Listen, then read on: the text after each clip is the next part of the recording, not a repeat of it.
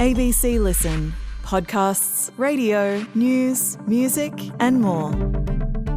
You could argue that the word has been in his vocabulary at some point in the past. You could equally argue that he, more than most, should deeply know the impact of it, given what he's gone through. That's the CEO of the AFL Players Association, James Gallagher, on some of the intricate considerations surrounding the handing down of St Kilda's Lance Collard's 9-week suspension for using a homophobic slur in a VFL match. The fact this incident went to a disciplinary hearing was unusual in the first place. There was extensive questioning of witnesses, and between the hearing and deliberations, it went for 3 days. It feels now that we might have more questions than answers. What's the balance between punishment and prevention? Could the way this played out be a deterrent for others in reporting things they hear on field? And given how many parties were involved and impacted, were there any winners out of this? I'm Poppy Penny and this is ABC Sport Daily. Marnie Vinall is a multi-award winning journalist with the ABC and has been following this tribunal hearing since it started way back on Thursday last week. Marnie, firstly, can you explain to us the penalty that Collard has been handed and the reasoning that the tribunal gave? Yeah, so Lance Collard, 21-year-old player at St Kilda, he has been handed a 9-week suspension with 2 of those weeks suspended. So basically looking at a 7-week suspension, and this is following his 2024 suspension for using the exact same slur in which he received 6 weeks. So it was debated a lot what this sanction should look like, with the AFL going pretty hard that it has to be more than 6 weeks, given that was his original sanction. And Jeff Gleeson, the tribunal chair, he did really acknowledge the impact that this kind of homophobic language can have on the community. As he handed down his sanction, he really did stress that Hayley Conway, the CEO of Pride Cup, who gave evidence in that initial hearing, her words where she said that this can have really lasting impacts on the queer community within the AFL. And we know that, there's no openly gay men currently playing within the AFL, and a lot of players feel like they have to hide their sexuality through all levels of football. And so homophobic language can be really harmful and also a deterrence to keep those players within the system.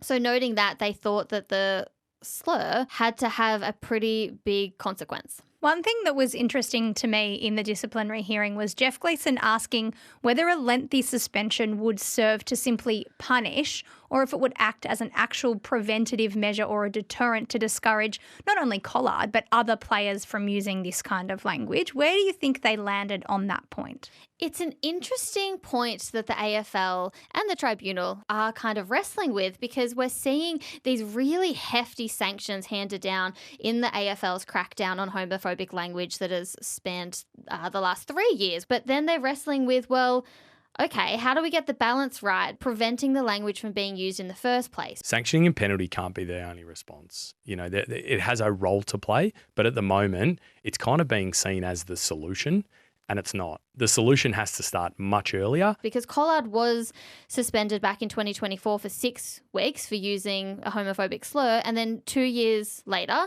he's back and he's now facing the tribunal for the exact same slur. So how do we make sure that these penalties are actually working? The fact that this even made it to the tribunal, I think, is interesting in itself, because if we think back to other instances of homophobic language being used on the footy field, like the Isaac Rankin or the Jack Graham instance, which we saw last year, the AFL made their decision on suspensions and penalties behind closed doors. So the fact that it played out in a tribunal was very interesting. Why was that the case? Yeah, the first disciplinary hearing in AFL history, which made it pretty significant. And like you mentioned, there's been so many cases of homophobic language being sanctioned. Isaac has received a 4-match sanction for using a homophobic slur towards a Collingwood opponent. The language used was offensive, hurtful, and highly inappropriate. But in those cases, all those players pled guilty, and one of the reasons that Collard's was so hefty this time is the tribunal said, well, he showed no remorse.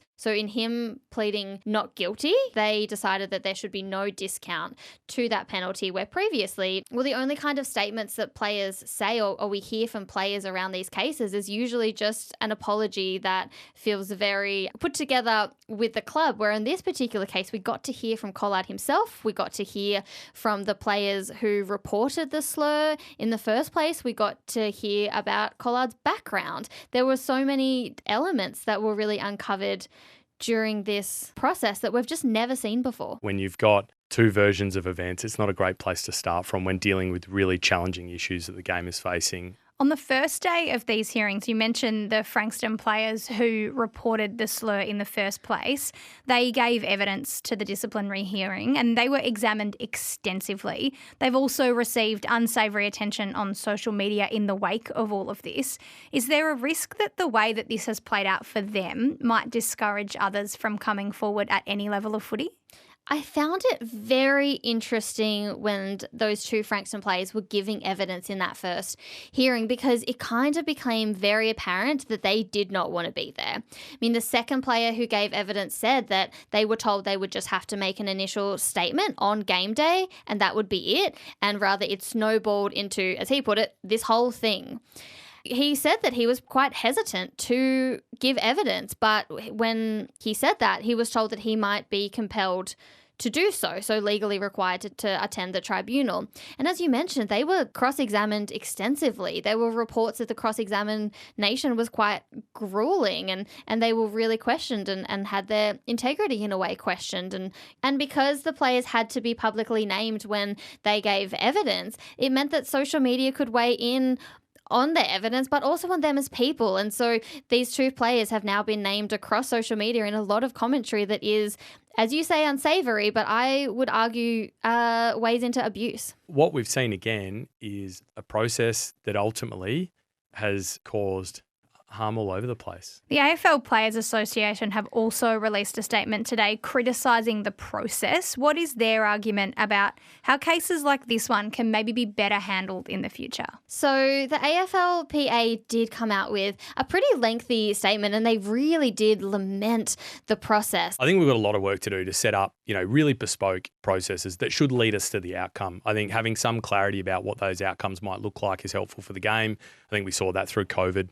I think that was really helpful for the game. It meant that we were able to get through issues and incidents quickly with clarity for everyone involved. They want a lot more of a nuanced and, I guess, compassionate look when it comes to this kind of process. They want things like diverse backgrounds to be taken into account, the harm that these kind of hearings that play out publicly can have on the queer community, but also the First Nations community. We know that Lance Collard is a First Nations man, as is Isaac Rankin. And so all of these communities that are really harmed through such a public case as this to be taken into account on how these matters are handled.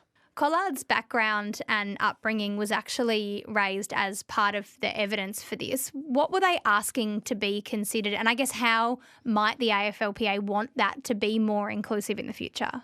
Yeah, it was raised a lot. I mean, this is a 21-year-old Indigenous player who's come into the AFL system, and we know that some Indigenous players can struggle when they're moved away from community and, put in these clubs in the city. And it was mentioned quite a lot during the hearing. I mean, Lance Collard now lives with Nazaya Wanganeen Millera. That's a fact I'm not sure the public knew before this, because together they're trying to assert themselves as positive role models on other young Indigenous men. And the Saints lawyer really stressed just how much work Collard had been doing in this particular area. I spoke to people this morning who said that it is not excusing Collard's use of that language at all. It is unacceptable, and it's a word that he knows is unacceptable because he's been sanctioned before. He's done the training. He's been explicitly told how unacceptable it is, but he's a young Indigenous man who grew up in a community where words like this were said quite a lot, and that is a generational consequences of Indigenous communities across Australia. And I'm no expert at all to talk about that, but it is a factor that played so heavily into this particular hearing. I mean, the Saints lawyer said that when he was arguing for a fine or a lesser sanction, that this could be a sliding doors moment where you've got a kid from a hard background who could slide back on the wrong path and potentially have this sanction ruin his life. My understanding is he's whether devastated is too strong a word, but like he's deeply impacted, obviously, by this outcome. He's gone back to WA to spend some time with family. As with any tribunal case, clubs are able to appeal the outcome. What are the options for Collard and St Kilda from here? So St Kilda have 5 days to decide what they're going to do about this. They've got the 5 days to assess any appeal options. It'll be interesting to see whether they go down that path. I think if it was a fine or a lesser sanction, they might have accepted it. But 9 weeks with those two suspended is a long time. And the Saints lawyer was pretty gung-ho during the hearing about just the toll that could take on Collard. So I wouldn't be surprised if they decided to appeal. Marnie, broadly, if you look at the way that this played out over the 3 days fairly publicly, between Lance Collard, the players involved, the queer community and the Indigenous community, there are a lot of parties to consider. Do you see any winners out of this? No, none. I think that's probably one of the main things is that the AFL have tried very hard to make a very public and loud stance when it comes to homophobia in football. And the way that they are doing that is with these really hefty sanctions when players are reported to say slurs on the football field. Inclusion and respect are key priorities for the AFL. They are central to who we are as a game and as an organisation. I know people in the LGBTQI+ community are hurting when an incident like this occurs. One incident is one too many, and the fact there have been multiple incidents over the last 18 months shows there is still much work to do. But we know that there's a cultural problem of homophobia within Australian sports, not just AFL and not just football. The research is there on that. And whether this is the right way to really tackle the issues that are affecting so many Australians. When it's a case like this that is so public, the queer community are further battered and bruised because, of course, you have social media who have an increase in homophobia. I mean, I personally feel like a few years ago I never saw the F slur anywhere, and now I'm seeing it everywhere because every single time these cases come up, it emboldens corners of the internet to feel like they can use it and debate whether it's okay or not to be saying across to be saying anywhere.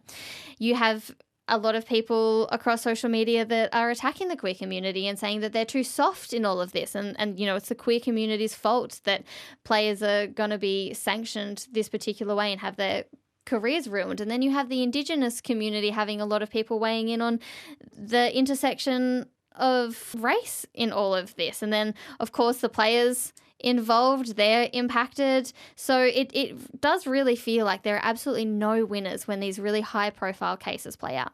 Is there a better way to handle it? It's a really good question, and I feel like it is far above my pay grade.